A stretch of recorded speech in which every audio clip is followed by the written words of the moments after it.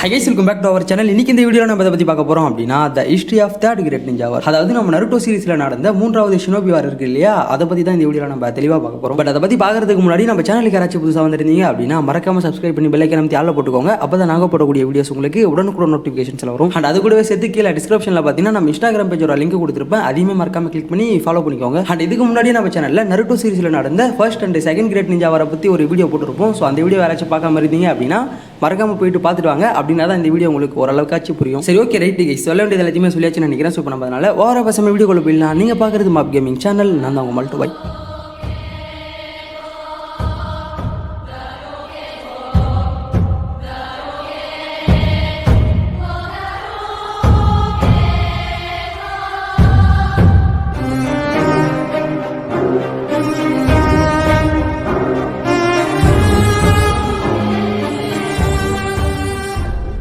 First எதனால் இந்த third grade ninja வார் start ஆச்சு அப்படின்னா, நம்ம ஃபர்ஸ்ட் இந்த செகண்ட் கிரேட் நிஞ்சா வாருக்கு சொன்னோம் பார்த்தீங்களா, அதே ரீசன் தான். ஒவ்வொரு வில்லேஜோட அந்த பவர்ன்றது கம்மியாயிடும். ஐ மீன் அந்த 5 பெரிய வில்லேஜஸ் இருக்குல்ல, அந்த வில்லேஜோட பவர்ஸ்ன்றது ரொம்ப கம்மியாயிட்டு வரும். ஸோ அதனால அந்த வில்லேஜஸ் அவங்க என்ன பண்ண ஆரம்பிச்சாங்கன்னா, நம்ம இதுக்கு முன்னாடி சொன்ன மாதிரி தான் அவங்களுடைய இடத்த எக்ஸ்பெண்ட் பண்ண ஆரம்பிச்சாங்க. அண்ட் அது மட்டும் இல்லாமல் அவங்களுடைய ஆர்மி இருக்குது பார்த்தீங்களா, அதையுமே பவர்ஃபுல்லாக மாற்ற ஆரம்பிச்சாங்க. இதனாலே அந்த வில்லேஜை சுற்றி இருக்கக்கூடிய பார்டர்ஸ் இருக்குது பார்த்தீங்களா, அங்கெல்லாம் சின்ன சின்னதாக நிறைய சண்டைகள் வரும். இந்த சின்ன சின்ன சண்டைகள் தான் காலப்போக்கில் ஒரு பெரிய வாரவே மாறி இருக்கும். ஃபார் எக்ஸாம்பிளுக்கு சொல்லணும்னா, நம்ம ஆன்சோ த சாலமண்டர் இருக்கா பார்த்தீங்களா, அவன் செகண்ட் கிரேட் நிஞ்சா வார் அப்பவே லீஃப் வில்லேஜில் இருக்கக்கூடிய ஷினோபிஸை டிஃபீட் பண்ணி அவனுடைய ஆதிக்கத்தை காமிச்சிருப்பான். அது அதோட நினைச்சான்னு கேட்டிங்கன்னா அதுதான் கிடையாது. அவனுடைய ஆதிக்கத்தை இன்னும் அதிகப்படுத்தினா ஏகப்பட்ட வார்களை சந்திச்சு அதில் வின் பண்ணவும் செஞ்சான். அதே மாதிரி இன்னொரு பக்கம் நம்ம லீஃப் வில்லேஜிலிருந்து ஃபுகாகுச்சிகா பார்த்தீங்கன்னா அவருடைய டீமை கூப்பிட்டு போயிட்டு இந்த பார்டரில் இருக்கக்கூடிய ஏரியாஸ்லாம் ஃபைட் பண்ணாரு. இவர் மட்டும் இல்லாமல் நம்ம டான்ஸோ இருசன் சரோட்டோபி அப்படி இப்படின்னு சொல்லிட்டு எல்லாருமே ஒவ்வொரு டீம் கூட ஃபைட் பண்ணிட்டு இருந்தாங்க. இதுலையும் குறிப்பாக மிக முக்கியமான ஒரு ஆள் யாருன்னு கேட்டிங்கன்னா நம்ம மினோட்டோ தான். பிகாஸ் தேர்ட் கிரேட் நிஞ்சா வார் நடக்கிற சமயத்தில் நம்ம மினோட்டோவை ஸ்டாப் பண்ணவே யாரும் கிடையாது. மினோட்டோ அவருடைய வழியில் குறுக்க வராங்க எல்லாருமே நாக் அவுட் பண்ணிட்டு சும்மா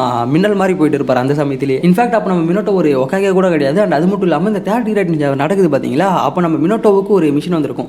அதாவது மினோட்டோ மற்றும் அவருடைய டீம்மேட்ஸ் இருக்காங்கல்ல, ரின், ஒபிட்டோ மற்றும் ககாஷி, இவங்க எல்லாரும் ஒன்றா சேர்ந்து ஒரு பிரிட்ஜை டிஸ்ட்ராய் பண்ணணும் அப்படின்ற மாதிரி இவங்களுக்கு ஒரு மிஷன் வந்திருக்கும். ஸோ அதனால பார்த்தீங்கன்னா இவங்க எல்லாரும் அந்த இடத்துக்கு போவாங்க. அது எந்த இடம் அப்படின்றது யாருக்காச்சும் தெரிஞ்சா கமெண்ட்ல சொல்லுங்க. ஆக்சுவலாக அந்த சமயத்தில் ராக் வில்லேஜுக்கும் லீஃப் வில்லேஜுக்கும் தான் ஒரு ஃபைட் போயிட்டு இருக்கும்னு நினைக்கிறேன். அந்த சமயத்தில் இந்த ராக் வில்லேஜை டிஃபீட் பண்ணுறதுக்காக தான் இந்த பிரிட்ஜை டிஸ்ட்ராய் பண்ண சொல்லியிருப்பாங்க. அந்த சமயத்தில் நம்ம மினோட்டோ பார்த்தீங்கன்னா அந்த டீமுக்கு ககாஷி லீடராக போட்டுட்டு மினோட்டோ அந்த ராக் வில்லேஜ் இருக்குல்ல அந்த ஆர்மி கூட சண்டை போட போயிடுவாரு. அப்பதான் இங்க என்ன நடக்கும்னா, நம்ம ரின்னை கேப்சர் பண்ணிட்டு போயிடுவாங்க. ரின்னை கேப்சர் பண்ணிட்டு போனா போட்டோம், எனக்கு என் மிஷின் தான் முக்கியம் அப்படின்னு சொல்லிட்டு ககாஷியை பார்த்தீங்கன்னா அந்த மிஷினை நோக்கி போவாரு. பட் அப்பதான் நம்ம ஒபிட்டோ வந்துட்டு ககாஷியை தடுத்து நிறுத்துவோம். டே ககாஷி, உன்னுடைய அப்பா யாருன்னு தெரியுமா, அவரு தானே ரியல் ஹீரோ, நீலா ஒரு ஹீரோவாடா அப்படின்ற மாதிரி. அப்பதான் நம்ம ஒபிட்டோவுக்கும் ககாஷிக்கும் ஒரு கான்வர்சேஷன் போகும். பிகாஸ் அந்த சமயத்தில் நம்ம ககாஷியோட அப்பா சாக்குமோட்டாக்கே இருக்காரு இல்லையா, அவரு மிஷினாவது மயிராவது அப்படின்னு சொல்லிட்டு அவருடைய கூட இருக்கிறவங்களை காப்பாற்றிருப்பாரு. மிஷினில் ஃபெயில் ஆனாலும் பரவாயில்ல அப்படின்னு சொல்லிட்டு கூட இருக்கிறவங்களை காப்பாற்றிருப்பாரு. ஸோ அவர் தானே ரியல் ஹீரோ, நம்ம கூட இருக்கிறவங்க செத்தாலும் பரவாயில்ல, மிஷின் தான் முக்கியம் சொல்லிட்டு போற, நீலாம் ஹீரோவே கிடையாதா அப்படின்னு சொல்லிட்டு நம்ம ஒபிட்டோ ககாஷியை பார்த்து சொல்லுவான். அப்படி சொன்னது மட்டும் இல்லாமல் நீ வந்தவா வரலனா போ, நான் ரின்னை காப்பாற்ற போறேன்டா அப்படின்னு சொல்லிட்டு ரின்னை காப்பாற்ற போயிடுவாரு. அதன் பிறகு ககாஷியுமே பார்த்தீங்கன்னா ஒபிட்டோ கூட சேர்ந்து அந்த இடத்துக்கு போயிடுவான். இந்த ஃபைட்டை பார்த்தா நம்ம ஒபிட்டோவுக்கு ஷரிங்க நவேக்காகும். அண்ட் அது மட்டும் இல்லாமல் ககாஷியுமே பார்த்தீங்கன்னா அவருடைய அப்பாவோட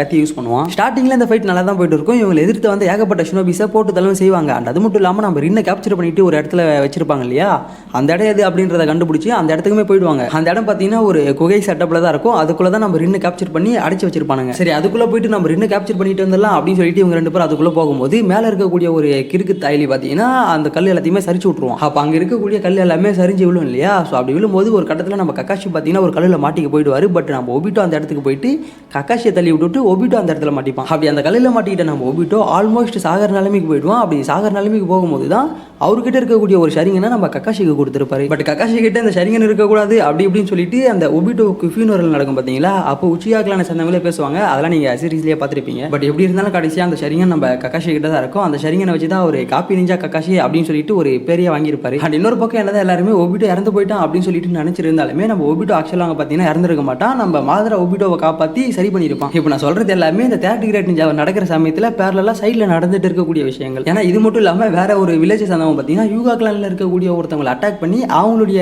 பியாகு கன் எடுத்து அவன் செட் பண்ணிப்பான். அவனுடைய நேம் கூட ஏதோ ஏவோன்னு சொல்லிட்டு வரும். ஸோ இவன் பார்த்தீங்கன்னா இந்த தேர்ட் கிரேட் நிஞ்சா நடக்கிற சமயத்தில் யூகா கிளான்ல இருக்கக்கூடிய ஒருத்தவங்களை டிஃபீட் பண்ணி அவனுடைய பியாகு கண்ணை இவனுடைய ரைட் ஐல இம்ப்ளான்ட் பண்ணிப்பான். இது மட்டும் இல்லாமல் இன்னொரு சைடு நம்ம ஃபுகாகுச்சியா இருக்காருல்ல, அவருடைய டீமை கூட்டிட்டு போயிட்டு ஒரு பக்கம் ஒரு வில்லேஜ் கூட ஃபைட் பண்ணுவாரு. அப்பதான் அவருடைய ஷரிங்கன் பவர்லாம் நீங்க பார்த்திருப்பீங்க. அதெல்லாம் பெருசாக ஸ்க்ரீனில் காமிச்சிருக்க மாட்டாங்க. பட் ஒரு சில டயலாக் மூலியமா சொல்லியிருப்பாங்க. அது மட்டும் இல்லாமல் அப்போ நம்ம இட்டாச்சி ரொம்பவே சின்ன பையன்றதுனால இந்த வார் நடக்கிறதெல்லாம் பார்த்தீங்கன்னா கொஞ்சம் தூரத்துல இருந்து பார்த்துட்டு இருப்பான். அப்படி நம்ம இட்டாச்சி பார்த்துட்டு இருக்கிற சமயத்தில் ஒரு ஷினோபி பார்த்தீங்கன்னா அவர் ராக் வில்லேஜ் சேர்ந்தவர்னு நினைக்கிறேன். ஸோ அவர் பார்த்தீங்கன்னா உயிருக்கு போராடி கொண்டு தண்ணி வேணும்னு சொல்லிட்டு கேட்டுன்னு இருப்பாரு. சரி பார்க்க பாவமாக இருக்கு, தண்ணி கொடுப்போம் அப்படின்னு சொல்லி நம்ம இட்டாச்சி அவர்கிட்ட போகும்போது நம்ம இட்டாச்சி லீஃப் வில்லேஜ் சேர்ந்தவன் அப்படின்றது அவருக்கு தெரிய வந்துடும். ஸோ இட்டாச்சியே போட்டு தள்ள அவர் பிளான் பண்ணுவார். பட் அதை புரிஞ்சுக்கிட்ட நம்ம இட்டாச்சி பார்த்தீங்கன்னா அந்த இடத்துலயே அவரை கில் பண்ணுறோம். அப்போ நம்ம ஃபுகாகு உச்சிகா இட்டாச்சிக்கு முன்னாடி தான் நின்று இருப்பாரு. அண்ட் அது மட்டும் இல்லாமல் இந்த வாரில் இப்படி நிறைய பேர் சாகுறாங்க இல்லையா, அது நம்ம இட்டாச்சிக்கு சுத்தமாக பிடிக்காது. ஆக்சுவலாக வாரே அந்த சமயத்தில் நம்ம இட்டாச்சிக்கு பிடிக்காது. இந்த விஷயத்தை டேரெக்டாக அவங்க அப்பா கிட்டே கேட்பான், எதுக்குப்பா இப்படிலாம் ஆச்சுன்னு சாகுறாங்க, இதில் என்ன மீனிங் இருக்குது அப்படின்னு சொல்லிட்டு கேட்பான். அதுக்கு ஃபுகாகு உச்சிகா பார்த்தீங்கன்னா பிகாஸ் திஸ் இஸ் வாரா அப்படின்ற மாதிரி சொல்லுவார். ஸோ இப்படி இந்த ஃபைட் ஒரு பக்கம் போக இன்னொரு பக்கம் இந்த மிஸ்ட் வில்லேஜ் சேர்ந்தவங்க பார்த்தீங்கன்னா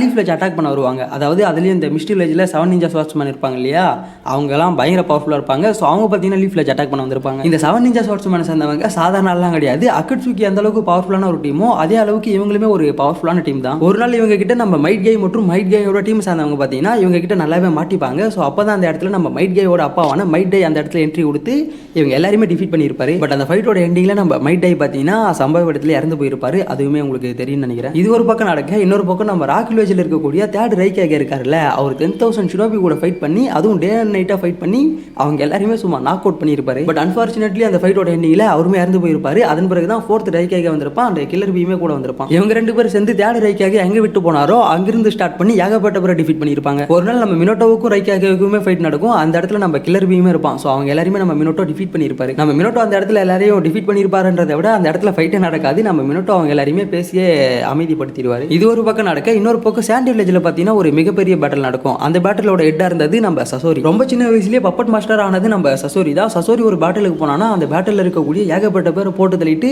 ரத்தமும் கையோட தான் வருவான் அப்படின்னு சொல்லிட்டு அவனுக்கு ஒரு நிக் நேமே வச்சிருப்பாங்க. சசோரியோட அந்த நிக் நேம் யாருக்காச்சும் தெரிஞ்சா மறக்காம கீழே கமெண்ட்ல சொல்லுங்க, எத்தனை பேர் கரெக்டாக சொல்றீங்கன்றத பார்ப்போம். ஸோ இந்த தேர்ட் கிரேட் நிஞ்சா நடக்கிற சமயத்தில் எல்லா வில்லேஜ் சேர்ந்தவங்களுமே பார்த்தீங்கன்னா அவங்களுடைய ஆதிக்கத்தை செலுத்தணும் அப்படின்னு சொல்லிட்டு நிறைய ஃபைட் பண்ணுவாங்க. இந்த ஃபைட் எல்லாமே காலப்போக்கில் கம்மியாகிட்டே ஒரு சமாதான பேச்சுவார்த்தைக்கு வந்துருவாங்க. பட் அப்போ தான் நம்ம டான்ஸ் உள்ள பூந்து அது எல்லாத்தையுமே கழிச்சு விடுவோம். முக்கியமாக இந்த தேர்ட் கிரேட் நிஞ்சா நடக்கிற சமயத்தில் ரெயின் வில்லேஜில் ரொம்ப பெரிய ஆளாக இருந்தது 2 பேர். ஒன்று நம்ம ஆன்சோ த சாலமண்டரோட டீமும், இன்னொன்று நம்ம பெயினோட டீமும் தான். ஆக்சுவலாக அந்த சமயத்தில் அதை நம்ம பெயினோட டீம்னு சொல்லக்கூடாது, யாகிகோவோட டீம்னு சொல்லலாம். ஏன்னா நம்ம யாகிகோ உருவாக்குன அக்கட்சுகி பார்த்தீங்கன்னா அந்த டைமில் நல்லவனாக தான் இருந்தானுங்க. அண்ட் அது மட்டும் இல்லாமல் ஏகப்பட்ட பேருக்கு நல்லது செஞ்சுட்டு இருந்தாங்க. ஸோ இப்படி நல்லது பண்ணுறதுனாலே இந்த அக்கட்சுகி டீம் பார்த்தீங்கன்னா கொஞ்சம் கொஞ்சமாக வேர்ல்டு லெவலில் ஃபேமஸ் ஆகுது. அப்போ தான் நம்ம கேகே உள்ள பூந்து, அதாவது நம்ம கேகே என்று அழைக்கப்படும் டான்ஸ் இருக்கான் இல்லையா, அவங்க உள்ள பூந்து ஆன்சோ கிட்ட தேவையில்லாதெல்லாம் சொல்லுவான். டான்ஸோ சொல்றதை கேட்ட ஆன்சோவுக்கே ஒரு கட்டத்தில் பார்த்தீங்கன்னா நம்மளை விட அக்கட்சுகி டீமை சார்ந்தவனுங்க பெரியாலாம் மாறிடுவானுங்களோ அப்படின்னு நினச்சி அவங்கள போட்டு தலை பிளான் பண்ணுவான். ஸோ ஒரு நாள் நம்ம ஆன்சோ பார்த்தீங்கன்னா அக்கட்சுகி டீமில் இருக்கக்கூடிய கொனனை கேப்சர் பண்ணிட்டு கடத்திட்டு வந்துருவான். கடத்திட்டு வந்தது மட்டும் இல்லாமல் நம்ம நாகோட்டோ மற்றும் யாகிகோவை மட்டும் தனியாக அந்த பேச்சுவார்த்தைக்கு வர சொல்லியிருப்பான். அப்படி வர சொல்லிட்டு நம்ம நாகோட்டோ உசுமாக்கியை பார்த்து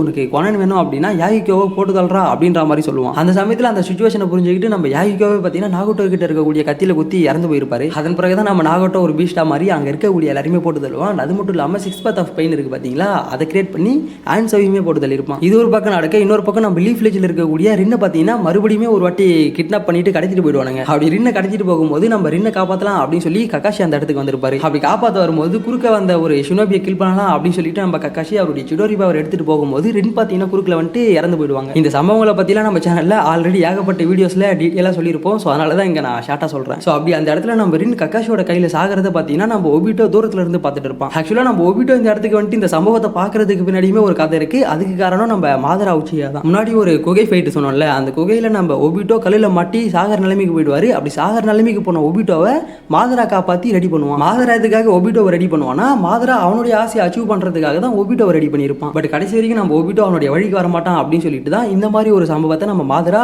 ஒபிட்டோவை பார்க்க வச்சிருப்பான். அந்த கக்காஷியோட கையில் ரின்ஸ் ஆகிறத பார்த்த ஒபிட்டோவுக்கு பார்த்தீங்கன்னா மங்கெங்கியூ ஷரிங்கன் அவேக் ஆகிருக்கும். அவருக்கு அவேக் ஆகும் போது தான் நம்ம கக்காஷிக்குமே அவேக் ஆகும். அப்படி அவேக் ஆனதுக்கு அப்புறம் நம்ம கக்காஷி மயக்கம் போட்டு விழுந்துருவாருன்னு நினைக்கிறேன். ஸோ அப்போ தான் நம்ம ஒபிட்டோ அதுக்குள்ளே என்ட்ரி ஆகி அங்கே இருக்கக்கூடிய எல்லாரையுமே போட்டு தள்ளுவான். ஸோ அப்படியே வார கணக்கில் இந்த தேர்ட் கிரேட் நிஞ்சா வார் பார்த்தீங்கன்னா மூளைக்கு பெருசாக வெடிச்சுக்கிட்டே இருக்கும். ஒரு கட்டத்தில் இந்த வார் ரொம்பவே பெருசாக போயிட்டு இருக்கு. இந்த வாரில் ஏகப்பட்ட பேர் சாகுறாங்க அப்படின்னு தெரிஞ்சுக்கிட்டு எல்லாருமே பார்த்தீங்கன்னா ஒரு சமாதான பேச்சுவார்த்தைக்கு வந்துருவாங்க. லீஃப் வில்லேஜ்லையுமே நம்ம தேர்ட் ஓக்காக இர்சன் சரட்டோபி ஒரு மீட்டிங் மாதிரி போட்டு இனிமேல் இந்த வாரெலாம் தேவலப்பா அப்படின்ற மாதிரி ஒரு அனௌன்ஸ்மெண்ட்டை சொல்லுவார். பட் நம்ம டான்ஸோ பார்த்தீங்கன்னா அப்பயுமே அதுக்கு ஒதுக்க மாட்டோம். இந்த ஃபைட் ஆரம்பிச்சாச்சு, அதுக்காக நம்ம ஏகப்பட்ட உயிர்களை கொடுத்துருக்கோம். ஸோ அதனால் இந்த ஃபைட்டை முடிச்சுட்டு தானே நம்ம சும்மா இருக்கணும் அப்படின்னு சொல்லிட்டு நம்ம டான்ஸோ பார்த்தீங்கன்னா அங்கேயுமே கேட்கத்தனமாக பேசின்னு இருப்போம். பட் டான்ஸோ தவிர எல்லாருமே பார்த்தீங்கன்னா இந்த வார முடிவுக்கு கொண்டு வர ஒத்துப்பாங்க. அண்ட் அது மட்டும் இல்லாமல் எல்லா வில்லேஜ் சேர்ந்தவங்களுமே பார்த்தீங்கன்னா இந்த சமாதான பேச்சுவார்த்தைக்கு ஒத்து வந்துருவாங்க. பட் ஆனால் இந்த ராக் வில்லேஜ் சேர்ந்தவங்க மட்டும் கொஞ்சம் பிடிவாதமாக இருப்பாங்க. வாங்கடா சண்டைக்கு வாங்கடா அப்படின்ற மாதிரி கூப்பிட்டு இருப்பாங்க. அப்போ தான் நம்ம மினோட்டோ டேரக்டாக ராக் வில்லேஜுக்குள்ளேயே என்ட்ரி ஆகி அங்கே இருக்கக்கூடிய 1000 ஷினோபிஸை ஒத்தால போட்டு தள்ளியிருப்பாரு. அதன் பிறகு நம்ம மினோட்டோவுக்கு பயந்துகிட்டு தான் ராக் வில்லேஜ் சேர்ந்தவங்க இந்த சமாதான பேச்சுவார்த்தைக்கு ஒத்துப்பானுங்க. என்னதான் இந்த தேர்ட் கிரேட் நிஞ்சா வார் முடியிற ஜெயிக்கிறதுக்கு நிறைய பேர் நிறைய கான்ட்ரிபியூஷன் பண்ணியிருந்தாலும் அதில் பெருசாக பண்ணது நம்ம மினோட்டோ தான் அப்படின்னு சொல்லிட்டு